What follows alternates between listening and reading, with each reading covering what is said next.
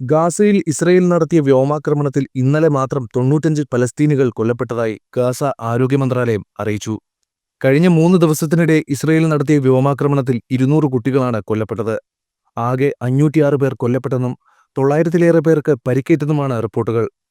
പൂർണ്ണ ശക്തിയോടെ പോരാട്ടം വീണ്ടും ആരംഭിച്ചുവെന്നാണ് വ്യോമാക്രമണത്തെ സംബന്ധിച്ച് ഇസ്രായേൽ പ്രധാനമന്ത്രി ബെഞ്ചമിൻ നെതന്യാഹു പറഞ്ഞത്. ജനുവരി 19-ന് തുടങ്ങിയ ഒന്നാംഘട്ട വെടിനിർത്തലിന്റെ സമയപരിധി അവസാനിക്കുകയും രണ്ടാംഘട്ട ചർച്ചകൾ അലസിപ്പിരിയുകയും ചെയ്തതോടെയാണ് ഗാസ വീണ്ടും യുദ്ധഭൂമിയായത്. ലോകം പ്രതീക്ഷയോടെ കണ്ട സമാധാന കരാർ തകർന്നതിന് കാരണക്കാർ ഹമാസ് ആണെന്ന് ഇസ്രായേൽ കുറ്റപ്പെടുത്തുന്നു. മറിച്ചാണെന്ന് ഹമാസും പറയുന്നു. രണ്ടാം ഘട്ടത്തിൽ ബാക്കിയുള്ള ബന്ദികളെ മോചിപ്പിക്കാൻ ഹമാസ് തയ്യാറായില്ലെന്ന് ഇസ്രായേൽ ആരോപിക്കുന്നു. തങ്ങൾ മുന്നോട്ടുവച്ച ന്യായമായ ഉപാധികൾ ഇസ്രായേൽ അംഗീകരിച്ചില്ലെന്ന് ഹമാസും ആരോപിച്ചു.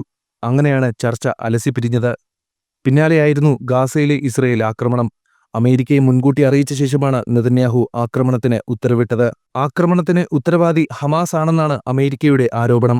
ശത്രുക്കളോട് ദയ കാട്ടില്ലെന്നും ബന്ദികളെ ഹമാസ് മോചിപ്പിക്കും വരെ ആക്രമണം തുടരുമെന്നും നെതന്യാഹു പറയുന്നു. ഗാസ പൂർണ്ണമായി ഒഴിപ്പിക്കണമെന്ന ഡൊണാൾഡ് ട്രംപിന്റെ നിലപാട് വന്നതും ഇതിനെ അറബ് രാജ്യങ്ങൾ തള്ളിയതും വെടിനിർത്തൽ കാലത്തായിരുന്നു. 2 മാസത്തെ ശാന്തതയ്ക്ക് ശേഷം വീണ്ടും ഗാസ വിലാപഭൂമിയായിരിക്കുകയാണ്.